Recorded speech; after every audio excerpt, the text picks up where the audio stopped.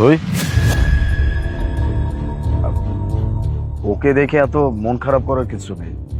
ওকে আমি চিনি, এখানে প্রায় 3 বছর যাবত এইভাবেই বসে থাকে। আমি জানি যে এরকম মানুষ দেখলে তোমার অনেক খারাপ লাগে, কিন্তু কি করবা বলো। আমি ওর সম্পর্কে যতটুকু শুনছি, ওর নাকি কারোর সাথে একটা সম্পর্ক ছিল। এই সম্পর্ক ভেঙে যাওয়ার পরে ও এমন পাগল হয়ে গেছে। দেখো, আমরা সবাই না শুধুমাত্র একদিকে চিন্তা করি। এখন আমরা সবাই বলবো যে ছেলেটার কি দোষ ছিল, ছেলেটাকে এভাবে ছেড়ে দিতে হবে কেন। ওই যে কথা আছে না, একটা কয়েনের দুইটা পার্ট থাকে। আমরা শুধুমাত্র এক পার্ট দেখতেছি, যে ওকে মেয়েটা ছেড়ে দিচ্ছে, কিন্তু কে জানে ও মেয়েটার সাথে হয়তো এমন কিছু করছে যার জন্য মেয়েটা ওকে ছেড়ে দিচ্ছে। দেখো, ওর না কোনো দোষ আছে, নয়তো এরকম ভাবে ওকে কোনো মেয়ে ছেড়ে চলে যেত না। আমি বুঝতে পারতেছি তোমার খারাপ লাগতেছে, একদম চিন্তা করো না।